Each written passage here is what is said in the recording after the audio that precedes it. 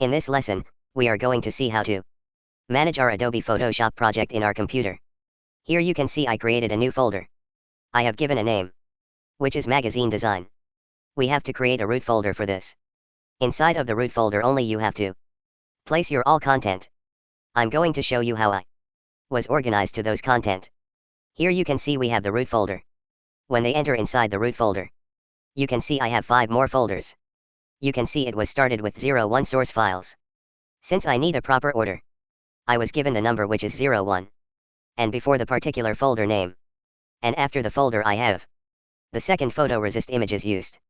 And third folder I have content. Fourth, I have styles, and flip the hub brushes. Based on your project work conduct, it can add more folders, or remove the excess folders from this particular appearance. Here, I choose source files. When it choose source files, here you can able to see my source document. Whatever you are creating with Adobe Photoshop regarding this particular project, you have to save that particular source file inside this folder only. You should not save anywhere else. If you save multiple places also, you'll get a confusion regarding how I can update all documents between this last updated. So to avoid all those confusions, you should manage all those files in a single place. You may create backup for each and every day, but still we have to save in a common place. That's why we have this particular place, which is a source file. It's a common folder for this project files.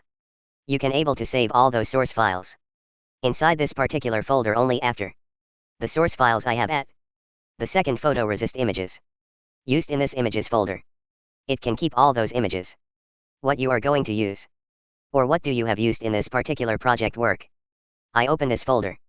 Here you can able to see 5 images. I used a few images. Few images may not be used, but those images are also selected for the design work. Still I had to keep all those images inside this particular folder according to you or need. You may create subfolders, like the images used in the design. The image is not used.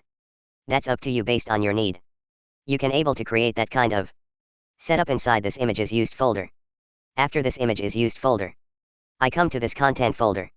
Inside this content I have all those text content what I had to place inside the design. Just enter inside. Here you can see we have a file which is text content. We can see it's a text to file. It's not a Word document. Since text file is a platform independent, you can open that file in computer, or mobile phone or a tablet PC. You don't want any special software to open that particular content. That's why I have the content in this text file. We have another advantage with this text file, which is if you have content in a Word document or any other document, when you copy and paste the content from that particular source to Photoshop, it may have some default styles. What the particular software, like Word or another software, how to avoid that also. We can use this text file. When you have the text inside this text file that we remove all those unwanted special attributes, and it will have only the default text content. You can keep all your text content inside of this particular file, so you can have multiple files according to your need. Right now I have only one file. After that, I come to this fourth folder. Here I have the folder resist styles. Inside the styles I have 2 files you can able to see. Here I have a character styles, list of character styles, the predefined options saved in the Photoshop document. And here I have my paragraph styles. With the help of this paragraph styles, I can able to create a different paragraph designs alignments using this style. That's why this 2 paragraph styles.